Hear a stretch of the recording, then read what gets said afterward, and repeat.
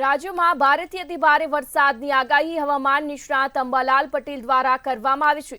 ત્યારે ઓગસ્ટ મહિનાની શરૂઆતમાં રાજ્યમાં અતિભારે વરસાદની સંભાવના તેમણે વ્યક્ત કરી છે। તેમણે કહ્યું, ચીનમાં આવેલા ચક્રવાતથી ગુજરાત જળબંબાકાર થશે। 27 થી 29 જુલાઈના ગુજરાતમાં ભારેથી અતિભારે વરસાદ વરસશે। આ સાથે જ 50 કિલોમીટરની ઝડપે પવન ફૂંકાશે। ઉત્તર ગુજરાત જળમગ્ન થશે, જ્યારે 2 ઓગસ્ટ સુધીમાં તળાવ, ડેમ, ખેતરો જળમગ્ન થશે। કેટલાક ભાગોમાં 8 થી 10 ઇંચ વરસાદ વરસી શકે છે।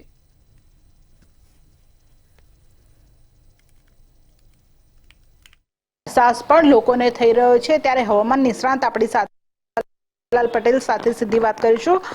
કાકા, વરસાદ આવતો નથી, પહેલા તો એનું કારણ શું અને વરસાદ આવશે ક્યારથી? વરસાદ નથી આવતો એનું મુખ્ય પહેલા જે આપણા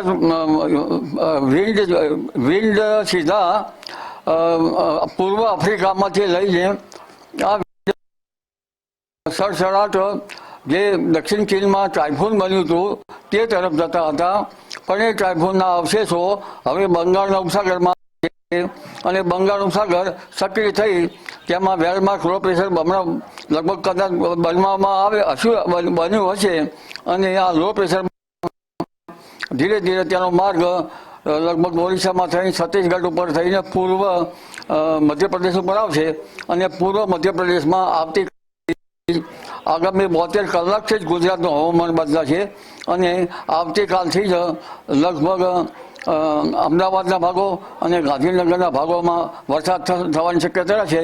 કેટલાક ભાગમાં મુસળધાર વરસાદ થવાની શક્યતા રહેશે। ગાંધીનગરમાં પણ ભારે વરસાદ પડવાની શક્યતા રહેશે। આ ઉપરાંત હિંમતનગરના ભાગોમાં પણ ભારેથી અતિભારે વરસાદ થવાની શક્યતા રહેશે। મહીસાગરના ભાગોમાં પણ ભારેથી અતિભારે વરસાદ થવાની શક્યતા રહેશે અને મહેસાણાના ભારે વરસાદ થવાની શક્યતા રહેશે। એટલે ધીરે ધીરે આ સિસ્ટમ આગળ વધતા લગભગ વડોદરાના ભાગોમાં પણ ત્યાર પછી ભારે વરસાદ થવાની શક્યતા રહેશે। ભરૂચ, જંબુસરના ભાગોમાં વરસાદ થવાની શક્યતા રહેશે। સૌરાષ્ટ્રના કેટલાક ભાગોમાં વરસાદ થવાની શક્યતા રહેશે। જૂનાગઢના ભાગો, અમરેલીના ભાગો, બોટાદના ભાગો અને ઉત્તર સૌરાષ્ટ્રના ભાગોમાં પણ વરસાદ થવાની શક્યતા છે। કચ્છના ભાગોમાં પણ વધુ વરસાદ થવાની શક્યતા રહેશે। એટલે આ સિસ્ટમ લગભગ આવતીકાલથી ગુજરાતના માર્ગોમાં આવી જશે।